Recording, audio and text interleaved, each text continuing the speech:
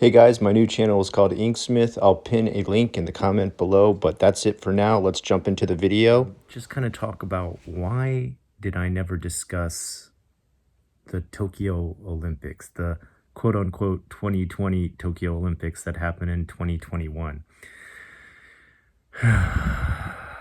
This is a hard topic because there was a lot of disappointment. First of all, if you didn't know, I actually had tickets to the 2020 Olympics. I had tickets to basketball, to the closing ceremony, to a lot of the Paralympic sports, and I didn't get to go to any of it. I paid almost $2,000. Luckily, our money was refunded finally. It took forever. And I was pretty bummed out by that because I've never been to an Olympics, and I was really excited to go and take my kids to that for them to be able to witness it for the first time and me too also to share that experience with them.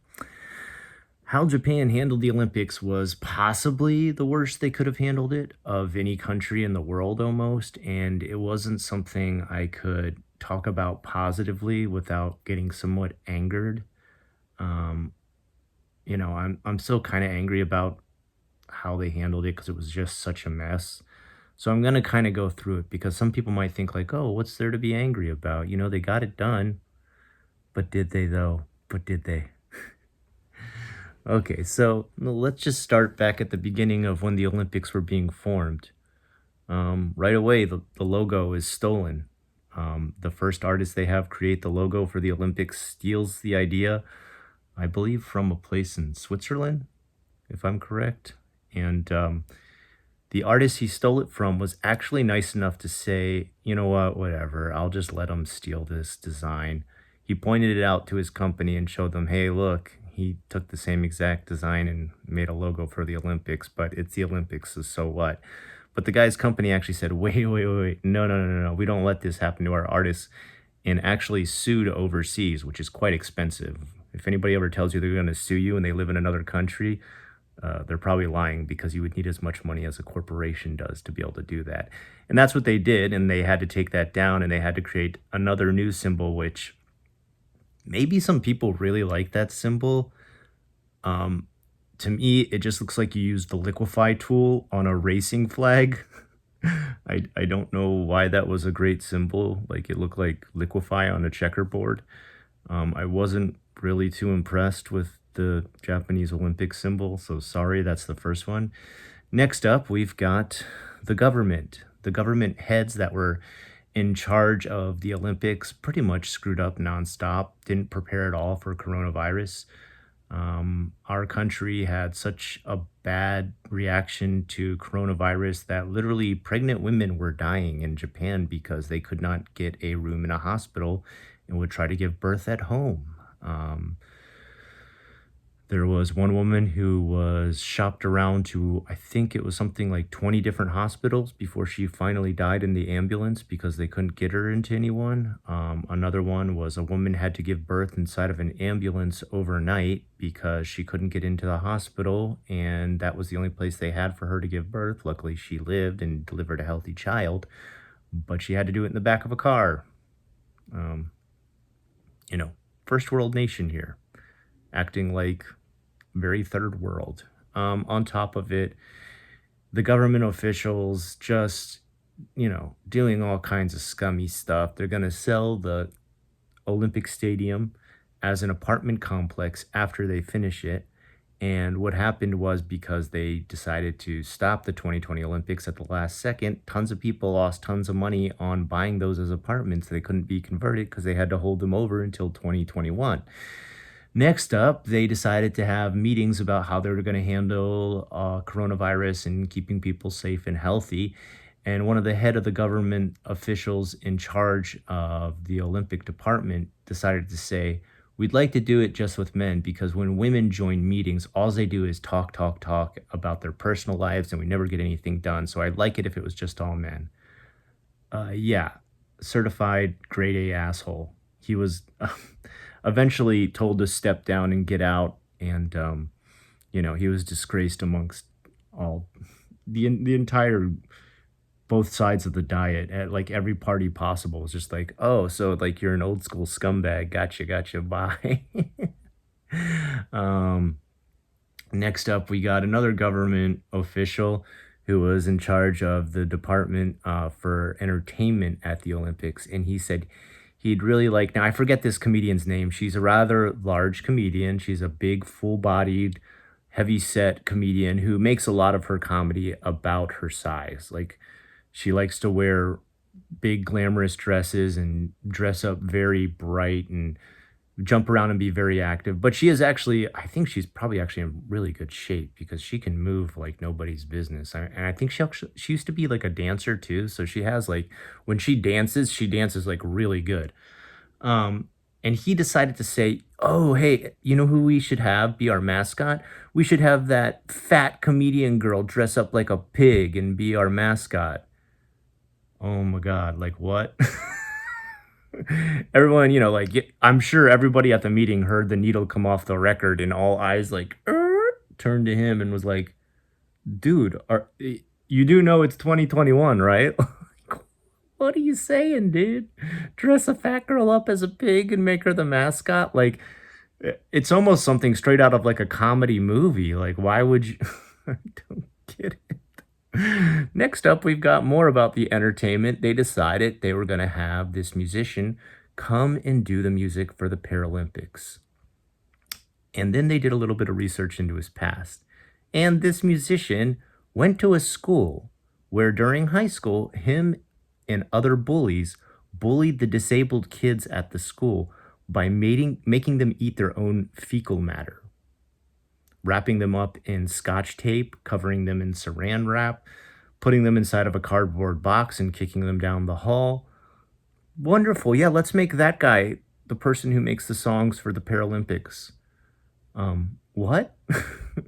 Japanese were so angered by this guy. Like, apparently, this guy originally admitted this back when he was 25, and his career bombed after that. He was in a magazine interview, and he talked about this, like, how he wished he could meet those people again because he'd really like to say sorry.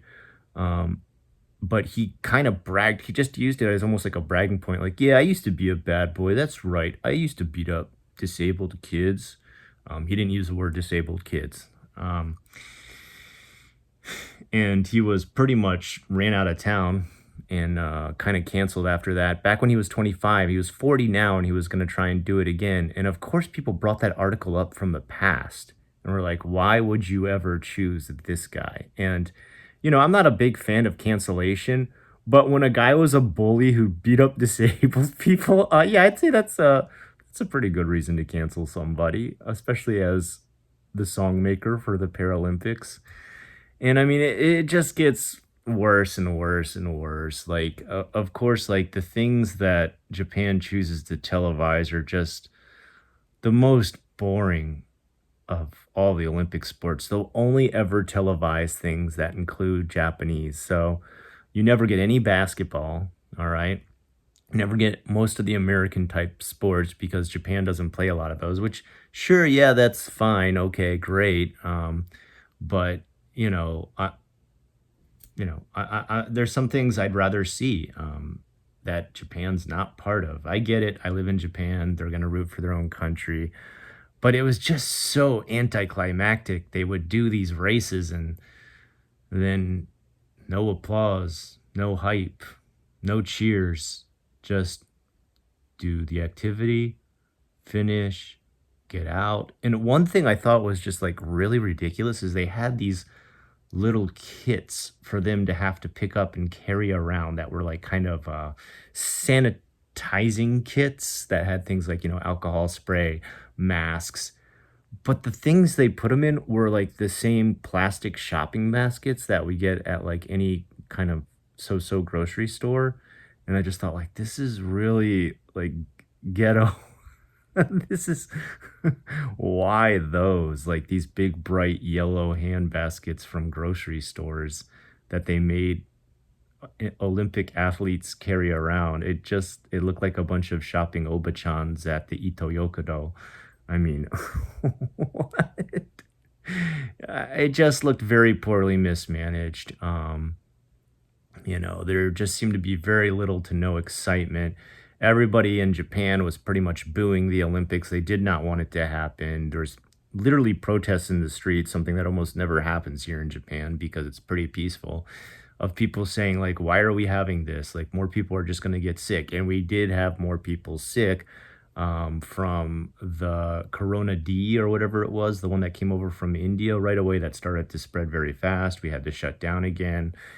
And, you couldn't even do things like get food past 7 o'clock for a while, get a drink past 7 o'clock.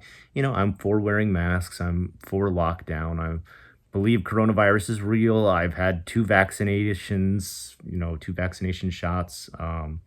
So, I'm not any kind of, naysayer or conspiracy theorist. I just, God, was this ever handled bad? It was not one of Japan's best shining moments, and I couldn't have seen it handled any poorly.